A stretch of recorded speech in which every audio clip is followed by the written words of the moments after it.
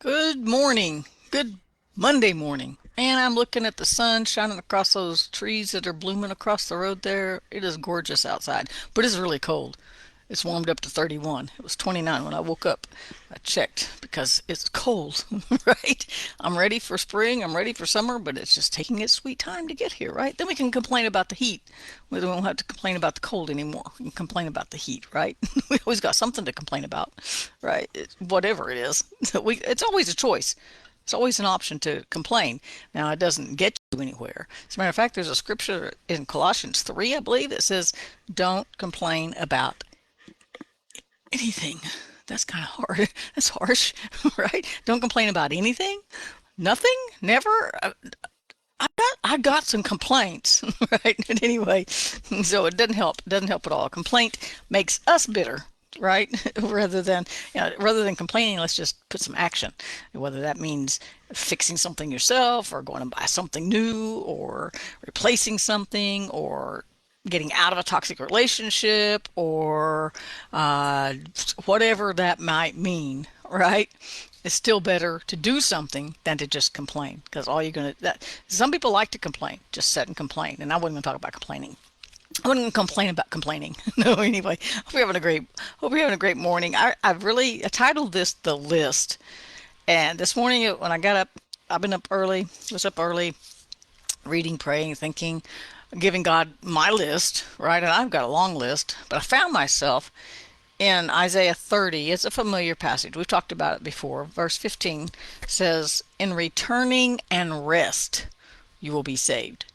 Coming back to God, resting in Him, trusting. That means I'm trusting Him. If I come to God and I rest, I don't have anything else to say. I'm saying, am I that getting my soul to rest means I'm trusting Him. I'm waiting for His action, right? I do all I can, but then I wait for His action. I wait for His peace to reign, things like that.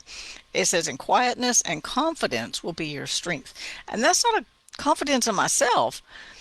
I don't, not sure how much confidence I actually have in myself, right? I'm confident I'm going to fail. I'm confident I'm going to mess up. I'm confident I don't know it all. That's okay, because that means we've got to put it over on Him and trust Him. So we can bring our list to Him of all the things you need, no matter what that is, right? But then if I read down here, it says, the Lord will wait that He will be gracious to you so that He can be exalted, so that He can have mercy on you. So He's waiting on me to wait on Him so He can give me what I need. And so I started thinking about that, and I thought, man, I don't know. I got a really long list of things I need God to take some action on. Whether that means giving me direction, whether that means just giving me peace, telling me what to cut out of my life, get out of off the table, take it away, whatever. Right? No matter what, I need direction. I need peace. But I got a long list of stuff, and I am purposefully not sharing the stuff on my list because you don't need to know that. You got your own list. I just need to give that list of things to God and trust Him, right? And so then I started thinking, though, it says, in returning a rest is where I'm going to be saved. In quietness and confidence in Him, not in myself, is where it's going to be my strength. And then it says that while I'm waiting on Him, resting in Him, He's waiting on me. And so I thought, you know what? He's got a list too. And I bet his list will match everything on mine, my prayer request list, right? The things I need, the most pressing things I need to be done today, please God, right? He's got a list too. And if I'm not a real betting person, because I always lose, but I'm not a real betting person, but I'm going to imagine that his list is longer than mine. And I'm going to imagine in my mind I'm giving him my list and he's covering my list with his list. Here's what's on his list: everlasting love, immeasurable peace, sufficient, all sufficient grace, abundant mercy. Mercies are new every morning, right? answers. He's got answers to our questions, but we got to talk to him. We got to find most of them in the Word right here, but we got to follow him and think about his character and ask him things, and he will answer us. He really will. Security, we can hide in him. He's our rock. He's got hope. That's a big one, you guys. Hope is a big one. He's got strength. Psalm 29, one of my favorite ones. We trade strength. First verse says we're going to give him our strength. The last verse says he gives us strength, right? So we exchange strength. That's just the things that came to mind immediately as I thought, God has a list too, and I started just jotting them down, right? That's just the things that came to mind, but he's got a list too, and they involve taking care of us. And he takes care of our whole being. He doesn't say, well, leave your emotions out, bring your brain in. I'll heal your brain. I'll work with your thoughts. But he doesn't do the other either. He doesn't say, you know what, turn your brain off. I don't need your intellect. No, he loves our intellect. He gave us our intellect. He loves our creativity. He loves our imagination. I had that talk with him yesterday. I said, God, you said you could do exceedingly abundantly more than I can imagine. And man, can I imagine a lot. My imagination runs and it's big and it's colorful and it's explosive. But God can do more than that. Doesn't he just sometimes blow your mind? Because I know, and maybe this is just me, but I get something in mind, and maybe I'm looking for a new house or a new apartment or something. And I think I need this, this, this, and this. And doesn't he just blow your mind with what he comes up with? It was bigger and better than you could have imagined, because it fit, because he made it happen, because we followed him in the process. And I think that's the key to our lists, is pursuing him in the process. If you're sorting through issues, if you're trying to find some answers, you got questions, pursuing him is the answer, right? Because he's going to fill in those gaps for you. Matter of fact, he's going to fill in gaps you didn't even know you had, right? You're just like, I didn't even know that was a problem. Wow, God solved something before I even figured out that I was going to fall into that trap. And that's because we pursue him, because we do this first verse, that we just return to him and rest in him. That's the key, is returning to him and resting in him. And we're not too big of a mess. We don't have too big of a, we're not too crazy. Our list isn't too long. His list is always going to cover our list. He's always going to be our shelter, our rock, our fortress, our strength, our hope, our love, our peace, all of these things. Grace, mercy abounds, right? He's got us. And so as I was thinking through all these things, I came back to the lyrics of a song I wrote. I actually wrote it in 1999. Boy, I didn't know what was ahead then. That was the year that I moved the kids to Louisiana and took a teaching job.